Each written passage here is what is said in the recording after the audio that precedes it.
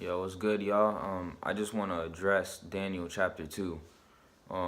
Daniel chapter 2, part 2, and how chapter 2 is talks about a list of nations that King Nebuchadnezzar received during his dream that God gave him.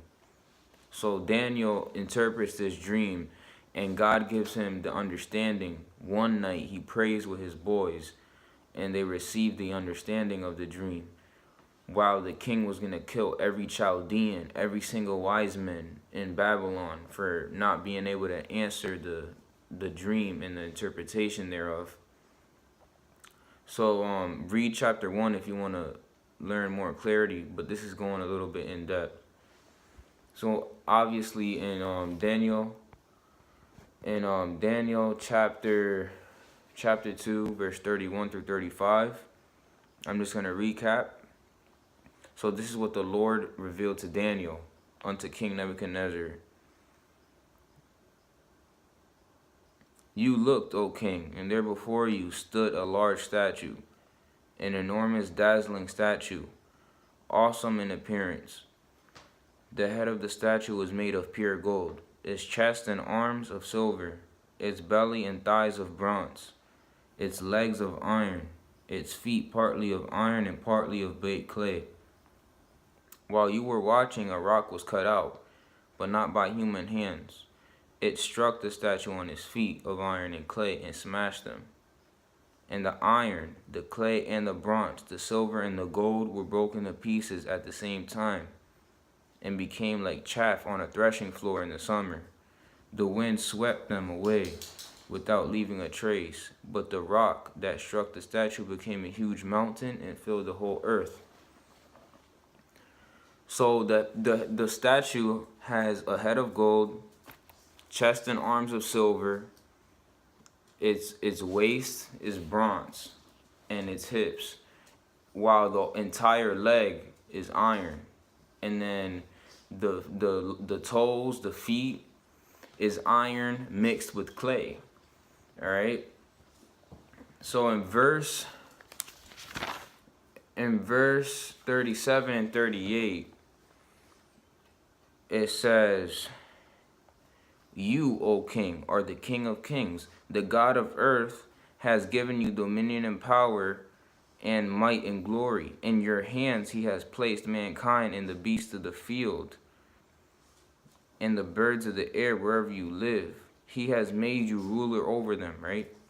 You are the head of gold. So Babylon and Nebuchadnezzar, they are the head of gold, right?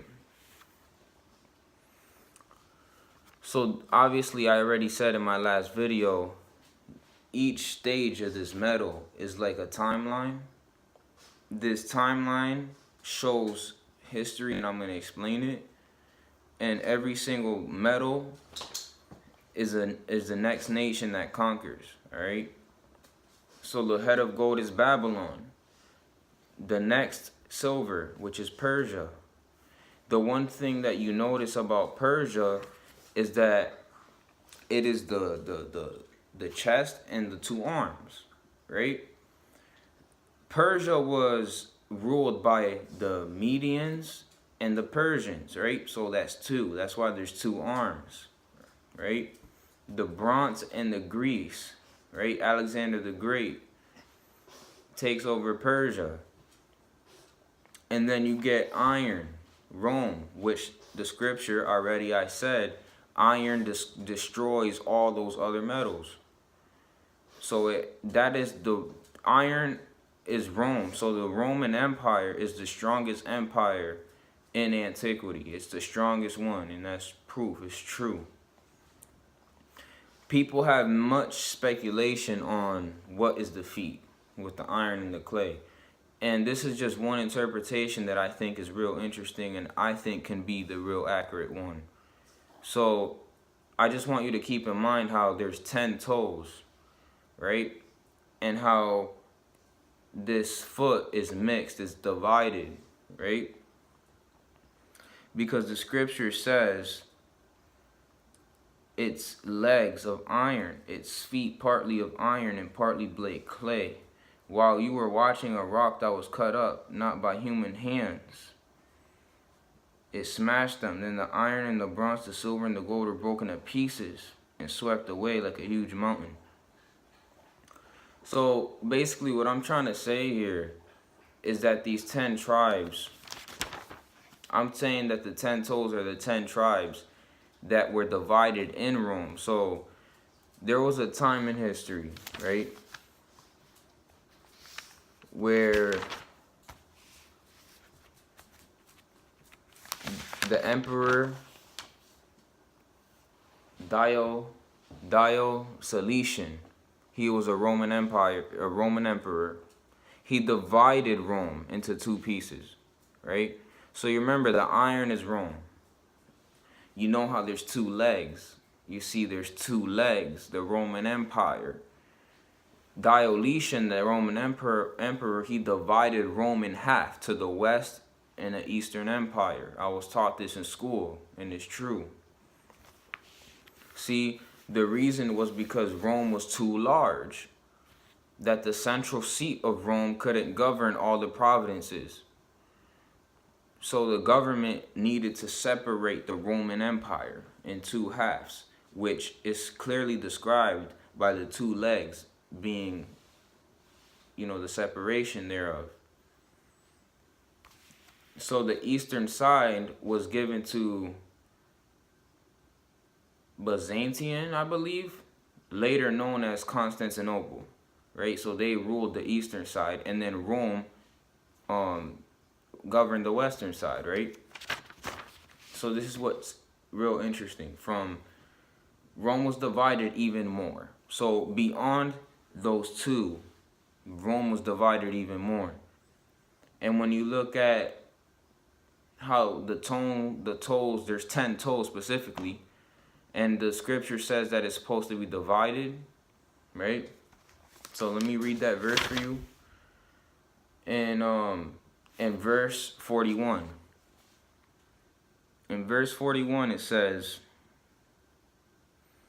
just as you saw that the feet and toes were partly of baked clay and partly of iron, so this will be a divided kingdom, yet it will have some strength of iron in it, even as you saw iron mixed with clay.